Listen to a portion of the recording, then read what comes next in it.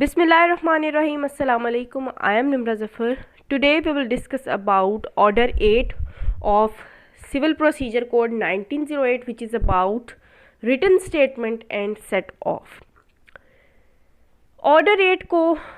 जो है डिस्कस करने से पहले हम एक ब्रीफ सा जो है इंट्रोडक्शन इसका देखते हैं कि रिटन स्टेटमेंट। तो सबसे पहले हम देखते हैं रिटन स्टेटमेंट होती क्या है। जब भी सूट इंस्टीट्यूट होता है तो कैसे होता है, एक जो दावा है वो कैसे चलता है कि हम कोर्ट में प्लेंट फाइल करते हैं। प्लेंट दावा जिसको हम कहते हैं वो हम कोर्ट में देते हैं, जिसमें प्लेंटिफ जो है वो अलेज करता है अपने जो इसके क्लेम है वो क्लेम करता है। किसमें वो क्लेम अपने मेंशन करता है? प्लेंट में करता है। अब जिसके खिलाफ उसने प्लेंट फाइल की है, जो उसका डिफेंडेंट है, उसने जब उस प्लेंट का जवाब देना है तो उसने किस सूरत में देना है कि उसने कोर्ट में रिटन स्टेटमेंट देनी है अपनी, जिसमें वो जवाब देगा उन सारी चीज़ों का जो क्लेम प्लेंटिफ ने किए हैं, या जिस चीज़ को वो अलेज करता है उसका जवाब डिफेंडेंट देगा। किस में देगा? रिटन स्टेटमेंट की सूरत में देगा। अब ये जो ऑर्डर 8 है हमारा, ऑर्डर 7 में हमने प्लेंट के बारे में पढ़ा, पर्टिकुलर्स ऑफ प्लेंट के बारे में पढ़ा कि जब हमने दावा दायर करना होता है तो वो कैसे हमने करना है, प्लेंट के पर्टिकुलर्स क्या होंगे, दावे में हमने कौन कौन सी चीज़ें लिखनी है, प्लेंट में कौन कौन सी चीज़ें शामिल करनी है, प्लेंटिफ ने जो अपनी प्लेंट एक दावा जो उसने जिसमें अलेज की हैं, जो चीज़ें जो उसने क्लेम किया है वो उसने किस तरीके से कोर्ट में प्रेजेंट करना है। अब रिटन स्टेटमेंट जो है, यहाँ हम देखेंगे कि रिटन स्टेटमेंट के पर्टिकुलर्स क्या होने चाहिए, कब देनी है रिटन स्टेटमेंट, और रिटन स्टेटमेंट लिखने का क्या तरीका होगा, और जो है अदालत में हमने रिटन स्टेटमेंट देनी कब है, क्या इसकी अहमियत है, ये हमें ऑर्डर 8 बताता है। तो सबसे पहले आ जाते हैं रूल 1 पर। रिटन स्टेटमेंट जो है हमने कब देनी है? बिफोर फर्स्ट हेयरिंग, पहली पेशी से पहले,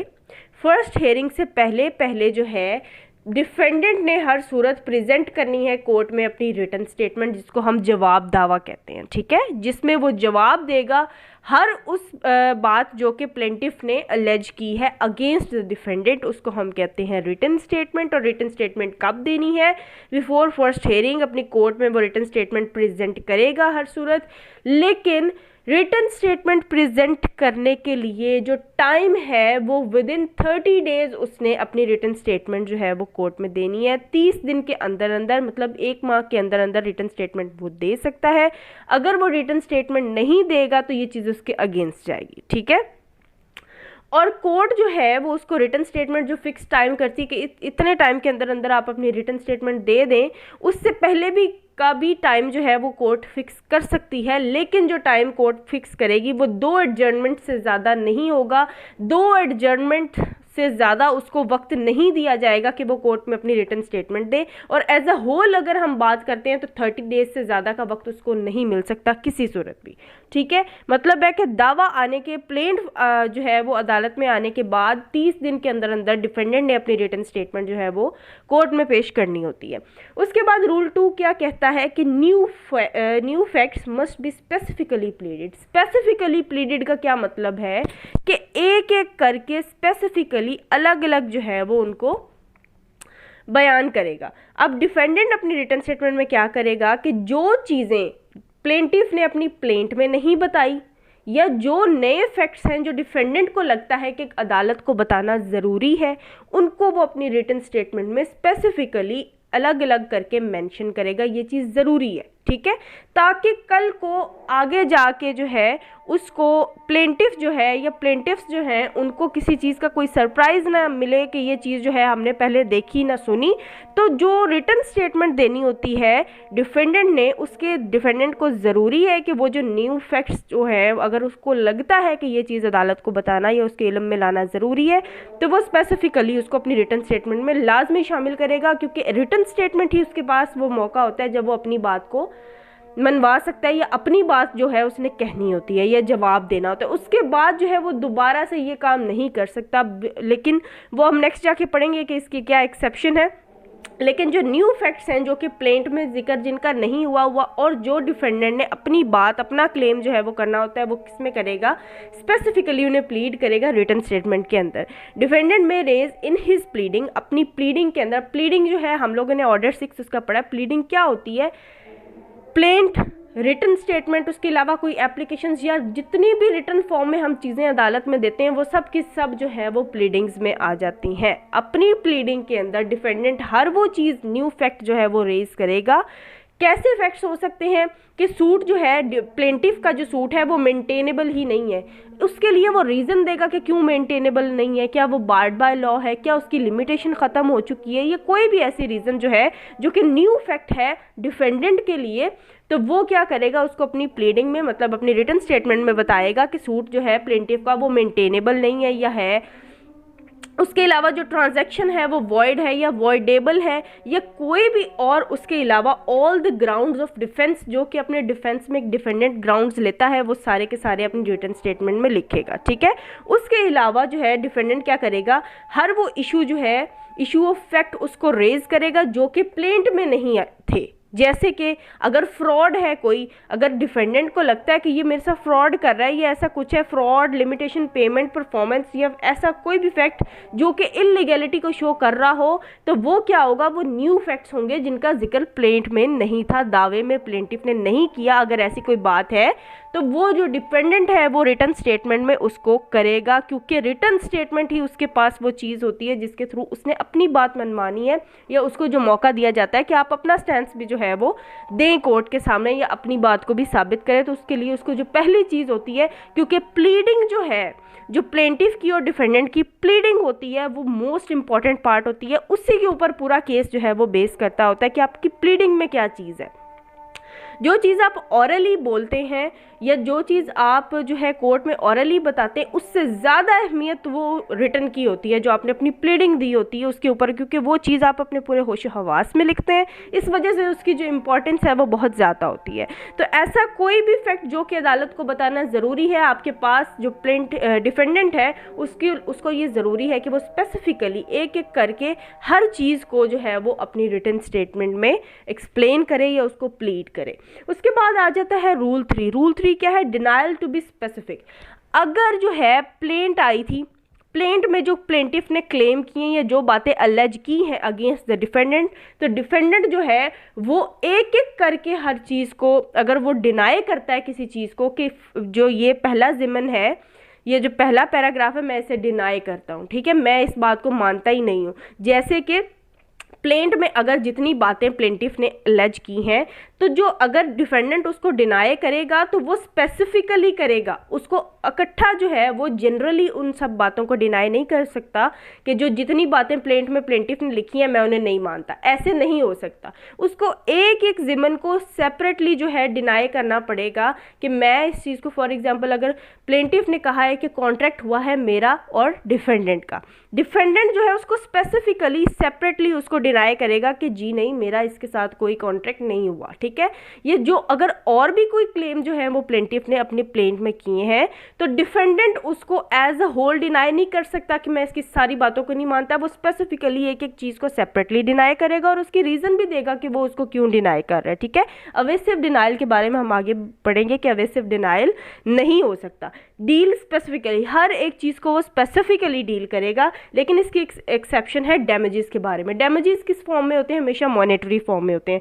हमने पहले पढ़ा था कि जो हमने अगर पैसों का कोई क्लेम करना होता है या प्लेंटिफ की तरफ से कोई क्लेम है, तो उसको हम जनरली जो है वो बताते हैं, एक एस्टिमेटेड वैल्यू हम बता देते हैं कि हमारा इतना क्लेम है, हम उसको सेपरेट जो है वो नहीं बताते, जितना हमारा क्लेम होता है हम उसको इकट्ठा करके एक एस्टिमेटेड अमाउंट जो है वो बता दें। तो प्लीडिंग में सिर्फ डैमेजेस जो हैं वो हमारे इकट्ठे हो सकते हैं,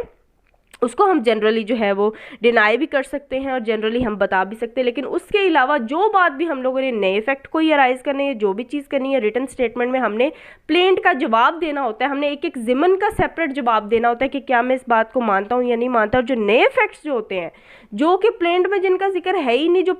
डिफेंडेंट अपनी तरफ से करना चाह रहा होता है, वो क्या करता है, वो उसको प्रीलिमिनरी ऑब्जेक्शंस में जो है रिटन स्टेटमेंट में उसको बताता है कि ये सूट क्या मेंटेनेबल है है या नहीं है, क्या ये ट्रांजैक्शन वॉइडेबल है या नहीं है, या जितने और भी ग्राउंड्स होते हैं वो प्रीलिमिनरी ऑब्जेक्शंस में उसको रेज करता है। उसके बाद जो फैक्ट्स जो होते हैं, जो प्लेंट के फैक्ट्स होते हैं, जिसको हम para number 1 para number 2 plaint में प्लेंटिफ लिखता है, उसके हिसाब से जो डिनाई करना है या एक्सेप्ट करना है वो स्पेसिफिकली करना है। जैसे कि पैरा नंबर 1 जो है उसको डिनाई या एक्सेप्ट करेगा और क्यों करेगा रीज़न के साथ हम लिखेंगे। पैरा नंबर 2 आ गया, उसको भी इसी तरह। तो स्पेसिफिकली हमने डिनाई उसको करना है, जनरली डिनाई नहीं करना, ये बात अपने जहन में रखें। अब आ जाते हैं रूल 4 पर। Rule 4 is about evasive denial. Evasive denial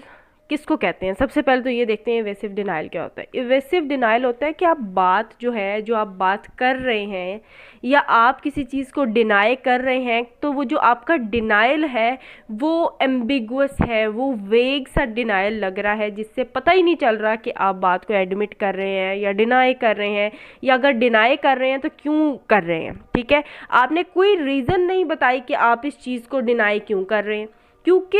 जो रिटन स्टेटमेंट का असूल होता है वो ये होता है कि जब आपने प्लेंट में दिए गए किसी ज़िमन को जो है उसका जवाब देना होता है, अगर आप उस ज़िमन को डिनाई कर रहे हैं, फॉर एग्जांपल कि मैंने ए से पैसे नहीं लिए, डिफेंडेंट ये डिनाई कर रहा है कि मैंने ए से पैसे नहीं लिए, तो सिर्फ इवेसिव डिनाइल कि मैंने पैसे नहीं लिए, बस इतनी बात करके वो चुप कर गया है, तो ये चीज़ एडमिसिबल नहीं है, ये आपके अगेंस्ट जाएगी। ठीक है,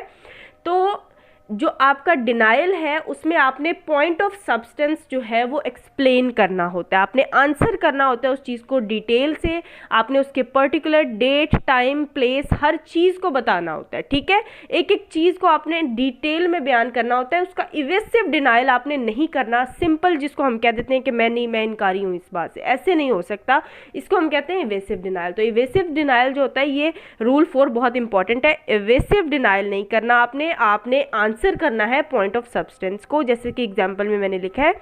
कि A received certain amount of money from B, A ने कि ये जो है ना बी इस बात को अलेज कर रहा है कि ए ने जो है वो बी से इतनी अमाउंट मनी की ली है, ये इतने पैसे लिए हैं। तो सफिशेंट, अगर ये बात सफिशेंट नहीं है कि जो डिफेंडेंट पार्टी है वो उसको इवेसिवली डिनाई कर दे कि नहीं जी मैंने नहीं लिया, बस इतनी बात नहीं करनी है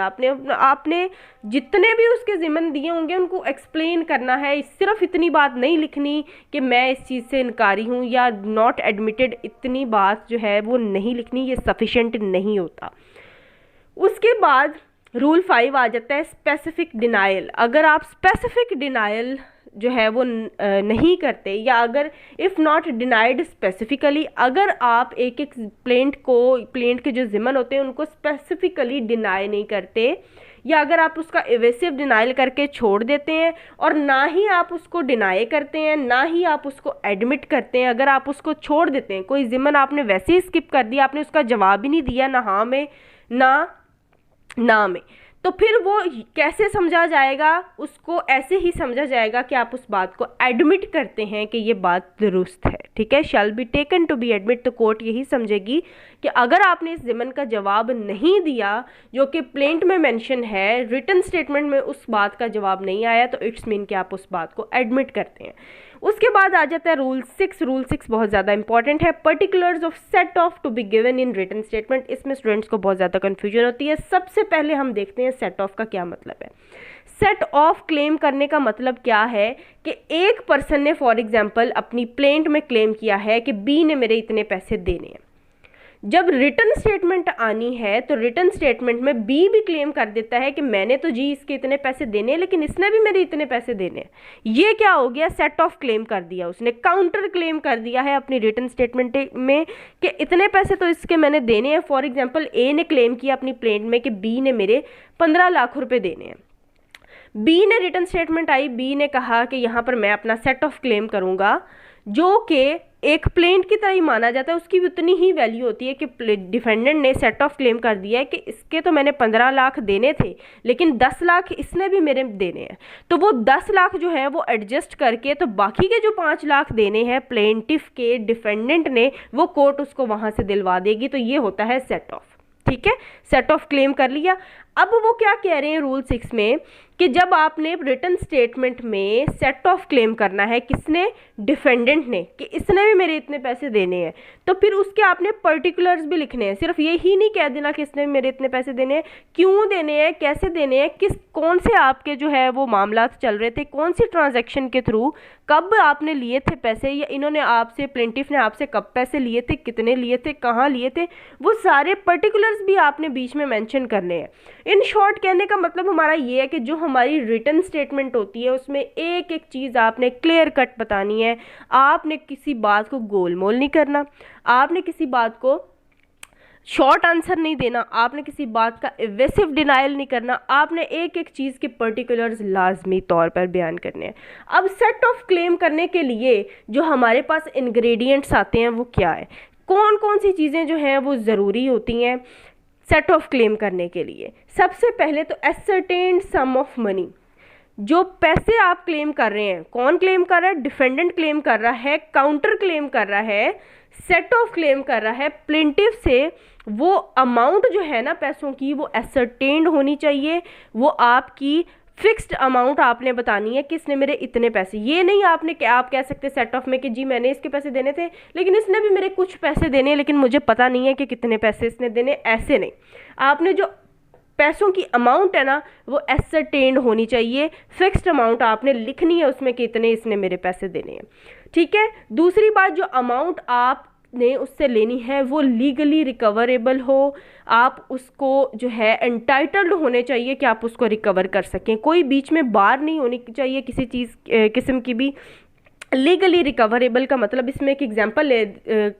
यहाँ पर हम कोट कर देते हैं कि लीगली रिकवरेबल का मतलब क्या है कि आप एंटाइटल्ड है उसको रिकवर करने के लिए। फॉर एग्जांपल कि आप दोनों का कॉन्ट्रैक्ट हुआ था जिसके जो है रिजल्ट में प्लेंटिफ ने डिफेंडेंट के पैसे देने थे, अगर आप सेट ऑफ क्लेम कर रहे हैं तो उसके ऊपर किसी किस्म की कोई बार नहीं आनी चाहिए। फॉर एग्जांपल अगर लिमिटेशन पीरियड ख़त्म हो गया है कि आप जो है पैसे उससे जो है मांग सकते थे, एक लिमिटेशन पीरियड होता है हर सूट फाइल करने का या सेट ऑफ भी क्लेम करने का कि आप इतने टाइम के इतने अरसे के अंदर अंदर उससे सेट ऑफ क्लेम कर सकते हैं अपना, ठीक है। लेकिन अगर वो टाइम पीरियड ही गुजर गया तो यहाँ पर इलीगैलिटी आ गई, यहाँ पर तो आप इंटाइटल्ड ही नहीं है कि आप उससे रिकवर कर सकें, तो यहाँ पर लीगली रिकवरेबल होने चाहिए। उसके बाद जो है जिस कोर्ट में वो दावा चल रहा है उस कोर्ट की पेक्यूनरी लिमिट जो है जुरिस्डिक्शन, उससे आपने एक्सीड नहीं करना, नहीं तो फिर वो उस कोर्ट की जुरिस्डिक्शन से ही वो दावा बाहर चला जाएगा। तो जो सेट ऑफ आप क्लेम कर रहे हैं तो वो उसकी पेक्यूनरी जुरिस्डिक्शन जो है उसको मद्देनज़र रखते हुए करेंगे। उसके बाद क्या है, बोथ पार्टीज़ का सेम करेक्टर होगा यहाँ पर, ठीक है। मतलब है कि अगर प्लेंटिफ जो है वो अगर क्लेम कर रहे थे तो डिफेंडेंट भी इस चीज़ के लिए एंटाइटल्ड है कि वो अपना सेट ऑफ क्लेम कर सकता है उसी दावे के अंदर रिटन स्टेटमेंट फाइल करते हुए। अब ये वो क्या कह रहे हैं कि जब ये चीज़ें पूरी हो जाएंगी तो फिर क्या करेंगे, आप अपना सेट ऑफ क्लेम कर सकते हैं और उस सेट ऑफ क्लेम करते वक्त आपने उसके पर्टिकुलर्स लाजमी वहाँ पर मेंशन करने हैं। जैसे कि मैंने पहले बताया है कि आप एक्सप्लेनेशन देंगे हर चीज़ की कि क्यों आपने कब इनको पैसे दिए थे जो आपने इससे लेने हैं, या किस ट्रांजैक्शन के रिजल्ट में आप इनसे सेट ऑफ क्लेम कर रहे हैं या क्यों, ठीक है। उसके बाद हम बात करते हैं इफेक्ट की कि अगर ये सेट ऑफ क्लेम कर रहा है तो ऐसा तो नहीं है कहीं कि प्लेंट की वैल्यू ज़्यादा है और रिटन स्टेटमेंट में सेट ऑफ जो क्लेम डिफेंडेंट ने किया उसकी कोई वैल्यू नहीं, तो ऐसा बिल्कुल भी नहीं है। इसका इफेक्ट क्या होगा कि प्लेंट अगर एक सूट है तो रिटन स्टेटमेंट में जो सेट ऑफ डिफेंडेंट क्लेम कर रहा है उसको भी एक क्रॉस सूट के तौर पर जो है वो माना जाएगा कि वो भी अपना वहाँ पर जो है अलेज कर रहा है, वो भी अपना क्लेम कर रहा है, तो उसकी वैल्यू कम नहीं होगी, वो बराबर फुटिंग पर होंगे दोनों, ठीक है। उसका सेम इफेक्ट होगा जैसे कि प्लेंट का होता है। ये हो गया रूल 6 जो कि बहुत बहुत ज़्यादा इम्पॉर्टेंट है। अब आ जाते हैं रूल 7 पर। रूल 7, डिफेंस और set of founded on separate grounds. अब यहाँ पर बात आ गई है सेपरेट ग्राउंड्स पर अगर सेट ऑफ क्लेम कर रहा है कौन, डिफेंडेंट, किसमें, अपनी रिटन स्टेटमेंट में। मतलब क्या है कि अगर जो प्लेंटिफ ने अपना जो क्लेम किया था वो और ग्राउंड्स पर था, लेकिन जो डिफेंडेंट रिटन स्टेटमेंट में अपना क्लेम जो है वो कर रहा है, सेट ऑफ क्लेम कर रहा है, वो सेपरेट ग्राउंड्स पर है, तो जो अगर सेवरल और डिस्टिंक्ट ग्राउंड्स पर है तो वो स्टेट भी क्या करेगा, उसको लिखेगा भी सेपरेटली और डिस्टिंक्टली, मतलब बीच में हर चीज़ मिक्स नहीं करनी, मर्ज नहीं करनी, उसको सेपरेटली और डिस्टिंक्टली जो है वो उसको अपनी रिटन स्टेटमेंट में मेंशन करेगा कि मेरे जो सेट ऑफ क्लेम करने के ग्राउंड्स हैं या जो पर्टिकुलर्स का हमने जिक्र किया था वो ये है। उसके बाद है rule 8, new grounds of defence. यहाँ पर हम specifically new grounds of defence की बात कर रहे हैं, किसमें, सेट ऑफ की बात में, सेट ऑफ के जो है वो केस में। अगर सेट ऑफ क्लेम कर दिया है फॉर एग्जांपल डिफेंडेंट ने, ठीक है, अपनी रिटन स्टेटमेंट में, तो अगर उस क्लेम के बदले में दोबारा से प्लेंटिफ ने उसको कोई डिफेंस के ग्राउंड्स लेने हैं तो वो क्या करेगा, मतलब अगर ऐसी कोई बात है जिसको प्लेंटिफ डिनाई करता है रिटन स्टेटमेंट में, ऐसी कोई बात डिफेंडेंट ने लिख दी है जो वो सेट ऑफ क्लेम कर रहा है, सेट ऑफ के मामले में स्पेसिफिकली हम यहाँ सेट ऑफ की बात कर रहे हैं, ठीक है, तो कोई नए ग्राउंड जो हैं डिफेंस के वो लेने हैं प्लेंटिफ ने, जो बात उसने डिनाई करनी है फॉर एग्जाम्पल, तो उसमें क्या करेगा, मतलब कि उसने अपनी प्लेंट भी फाइल कर दी है, रिटन स्टेटमेंट भी आ गई है, प्लीडिंग कंप्लीट हो गई है यहाँ पर। लेकिन सेट ऑफ के मामले में अगर कोई न्यू ग्राउंड जो है वो प्लेंटिफ या डिफेंडेंट लेना चाहते हैं तो वो क्या करते हैं, वो ग्राउंड्स रेज कर सकते हैं, लेकिन कैसे, प्लीडिंग्स तो ख़त्म हो गई हैं, लेकिन वो अपनी दोबारा से जवाब दावा दे सकते हैं, रिटन स्टेटमेंट आगे और भी रिटन स्टेटमेंट आ सकती हैं, लेकिन बार बार ये बात मैं बता रही हूँ कि ये सिर्फ और सिर्फ सेट ऑफ के मामले में होगा, जहाँ सेट ऑफ क्लेम किया है वहाँ प्लेंटिफ जो है और डिफेंडेंट अगर नए ग्राउंड्स कोई डिफेंस के लेना चाहते हैं तो वो और भी रिटन स्टेटमेंट जो है वो दे सकते हैं, उसमें वो अपने ग्राउंड्स को रेज करेंगे, ठीक है। उसके बाद आ जाते हैं रूल 9 पर, सबसीक्वेंट प्लीडिंग। सबसीक्वेंट का मतलब होता है बाद में आने वाली, ठीक है। यहाँ पर मैंने आपको बताया कि जब प्लेंट आ जाए और उसके बाद रिटन स्टेटमेंट आ जाए तो प्लीडिंग ख़त्म हो जाती है, उसके बाद कोई रिटन स्टेटमेंट कोई कुछ नहीं आता। लेकिन एक्सेप्शन क्या है, सेट ऑफ के केस में, सेट ऑफ के केस में सिर्फ प्लेंटिफ और डिफेंडेंट जो है वो न्यू ग्राउंड्स अपने रेज कर सकते हैं, उसके अलावा कोई प्लीडिंग नहीं आएगी। और सब्सीक्वेंट प्लीडिंग जो है यहाँ पर, वहाँ क्या है, जनरल रूल क्या है हमारा कि सब्सीक्वेंट प्लीडिंग नहीं आ सकती, ठीक है, किसी भी सूरत जो है वो प्लेंट आएगी, रिटन स्टेटमेंट आएगी, डेट्स इट, उसके बाद ख़त्म। लेकिन एक्सेप्शन क्या है कि अगर लीव ऑफ कोर्ट, अगर आप कोर्ट से इजाज़त ले कि इतने टाइम पीरियड के अंदर अंदर मुझे इजाज़त दी जाए कि मैं अपनी सब्सीक्वेंट प्लीडिंग दूं, मतलब एडिशनल जो है वो रिटन स्टेटमेंट मैं देना चाहता हूं, अगर सेट ऑफ से हट के मामला है कोई, तो कोर्ट की इजाज़त के बाद कोर्ट टाइम फिक्स करेगी कि इतने टाइम के अंदर अंदर अपनी सब्सीक्वेंट प्लीडिंग, मतलब आपने कोई एडिशनल रिटन स्टेटमेंट देनी है तो आप दे दें,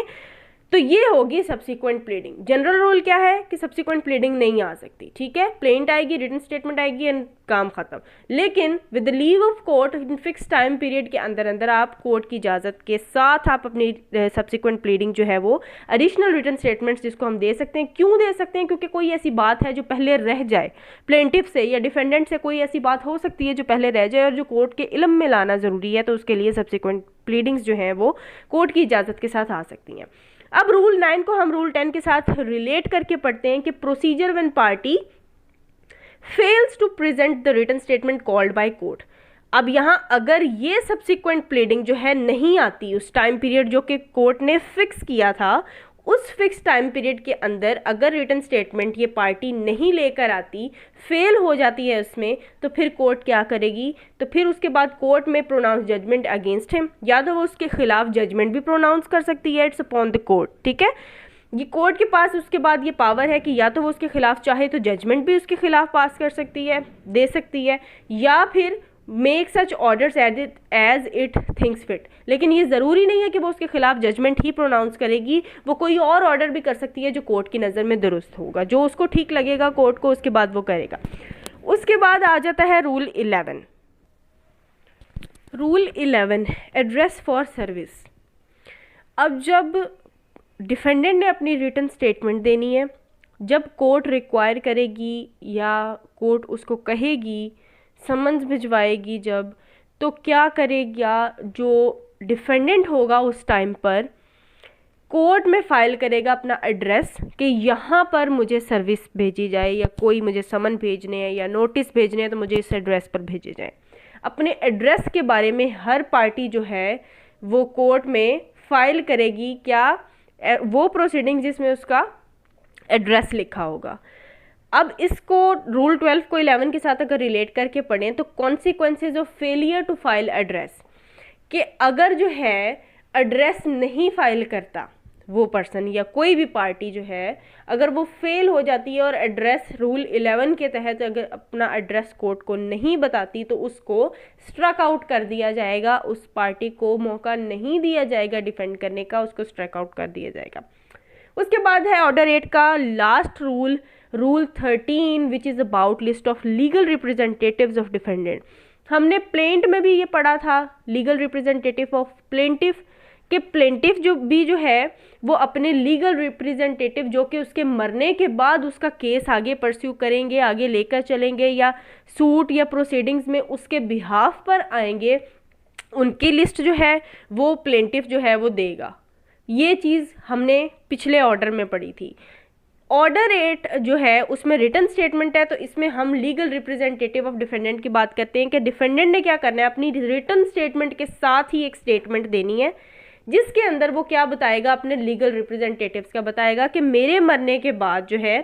वो ये बंदे मेरे लीगल रिप्रेजेंटेटिव होंगे। अब सबसे पहले इसमें क्या है, नेम और एड्रेस, उस पर्सन का नेम और एड्रेस लिखेगा उस स्टेटमेंट में जो कि पार्टी बनाया जा सकता है एज अ लीगल रिप्रेजेंटेटिव मेरे मरने के बाद, ठीक है, जो कि वो खुद से बताएगा कि ये बन सकता है मेरे मरने के बाद, उनकी एक लिस्ट देगा। उसके बाद नेम और एड्रेस, उस पर्सन का नेम और एड्रेस बताएगा कि जो मेरे मरने के बाद ये फैक्ट आकर अदालत को बताए और अदालत में एक एप्लीकेशन दे कि ये जो पर्सन है इनको लीगल रिप्रेजेंटेटिव बना दिया जाए, ठीक है। ये था इसका सब रूल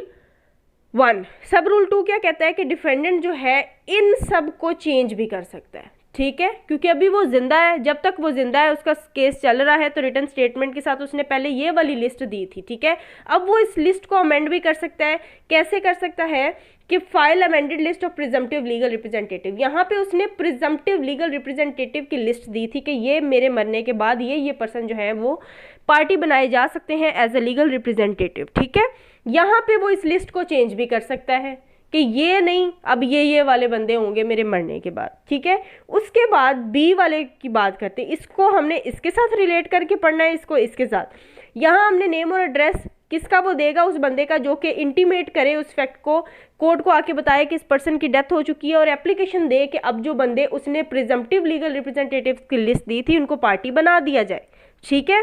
अब वो एक और किसी और बंदे को भी नॉमिनेट कर सकता है, उसको भी चेंज कर सकता है, ठीक है। अब ये जो होगी लिस्ट लीगल रिप्रेजेंटेटिव्स की वो देगा। अब जब डिफेंडेंट मर गया उसके जो लीगल रिप्रेजेंटेटिव्स आएंगे उसकी जगह पर, वो कब तक चलेंगे, through out the pendency of suit, मतलब कि सूट जो है एक दावा जब तक चल रहा है, केस जब तक चलेगा या उस सूट से रिलेटेड कोई भी और प्रोसीडिंग्स होंगी तो उसके अंदर वो लीगल रिप्रेजेंटेटिव्स इन्वॉल्व होंगे, तब तक वही उसके लीगल रिप्रेजेंटेटिव्स रहेंगे जब तक वो सूट ख़त्म नहीं हो जाता, जब तक वो केस ख़त्म नहीं हो जाता। So this was all about our today's lecture. Thanks for watching the video, and if you like the video then don't forget to like, share and comment. Thank you so much.